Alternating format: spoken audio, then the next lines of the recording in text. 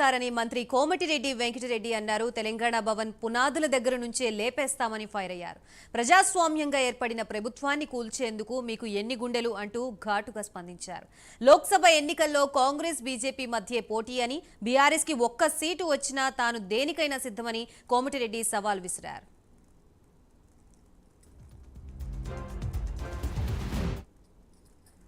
దొంగ దీక్ష చేసి మాట్లాడితే సావు నూట తలకాయ పెట్టినా అని చెప్పి తెలంగాణ తెచ్చినా అని చెప్పి దొంగ మాటలు మాట్లాడి దళితులకు 3 ఎకరాలు ఇస్తా అని ముఖ్యమంత్రి చేస్తానని మోసం చేసి ఇవాళ మా గవర్నమెంట్ జోలికి వస్తావు బిడ్డ, ఈ సంగతి చెప్తావు. నువ్వైతే మళ్ళాసారి ఆ మాట మాట్లాడితే మేము భూమి ఇచ్చి కట్టా నీ టీఆర్ఎస్ పార్టీ ఆఫీస్ కూడా పునాదులతో సహా లేపేస్తాం. మళ్ళాసారి మీరు మాట్లాడితే మేము తలుచుకుంటే ఇప్పటికే నీ దగ్గర 30 మంది ఎమ్మెల్యేలు మా దాంట్లోకి వస్తున్నాయి.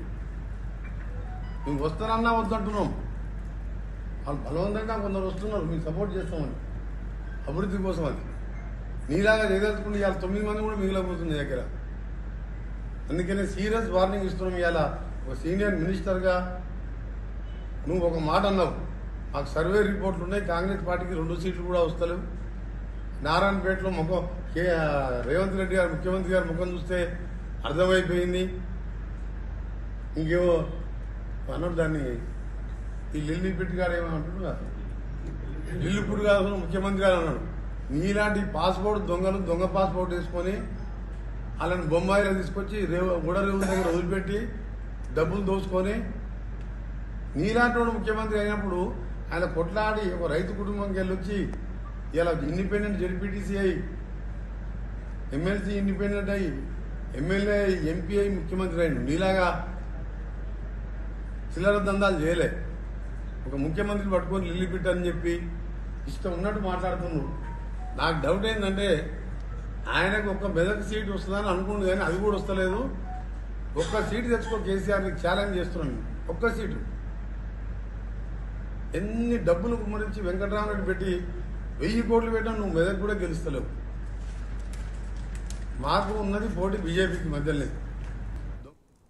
రైట్, మొత్తంగా రాజకీయాల్లో విమర్శలు ప్రతి విమర్శలు సహజంగానే చూస్తూ ఉంటాం. కానీ కోమటిరెడ్డి చేసిన వ్యాఖ్యలు అయితే ప్రస్తుతం హాట్ టాపిక్ గా మారాయి. బీఆర్ఎస్ పై, బీఆర్ఎస్ పార్టీపై, అలాగే బీఆర్ఎస్ అధినేతపై చేసిన వ్యాఖ్యలు ప్రస్తుతం సంచలనం సృష్టిస్తున్నాయి. దీనికి సంబంధించి కంప్లీట్ అప్డేట్స్ ఇవ్వడానికి మా ప్రతినిధి శంకర్ సిద్ధంగా ఉన్నారు. శంకర్.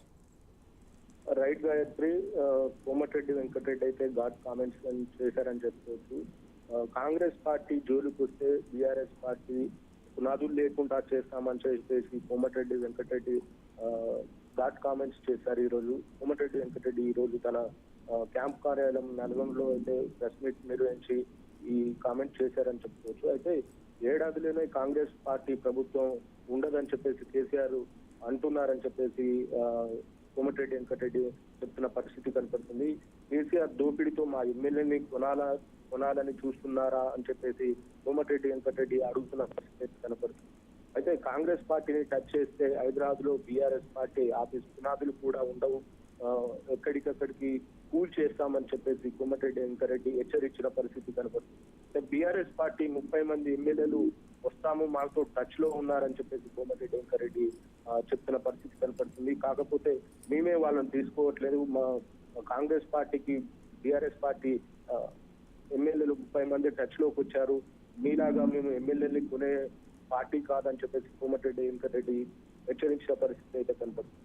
మేము కొనాలనుకుంటే 9 మంది ఎమ్మెల్యేలు కూడా బీఆర్ఎస్ లో ఉండరు, ఒక్కరు కూడా బీఆర్ఎస్ పార్టీలో లేకుండా చేస్తామని కోమటిరెడ్డి వెంకటరెడ్డి చెప్తున్న పరిస్థితి.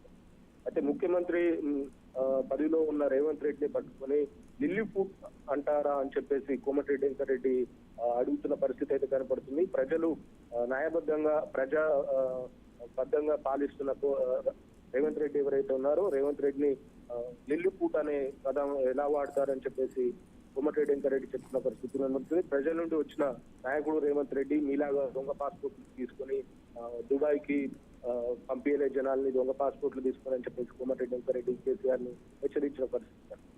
అయితే ఉద్యమం టైం అప్పుడు కూడా విటమిన్ టాబ్లెట్స్ తీసుకొని నీలాగా దొంగ దీక్షలు చేయలేదు, చావు నోట్లో తల్ల పెట్టుకొని వచ్చానని ఉద్యమం పేరు చెప్పుకొని ఇలాగా సంపాదించుకోలేదు, మేము కరెక్ట్ వచ్చామని చెప్పేసి కోమటిరెడ్డి వెంకరెడ్డి చెప్తున్న పరిస్థితి అయితే కనిపిస్తే, అయితే కవిత జైలుకు పోయిన బుద్ధి ఇంకా మారలేదు. కవిత ఇంకా 3 సంవత్సరాలైనా జైల్లోనే ఉంటుంది.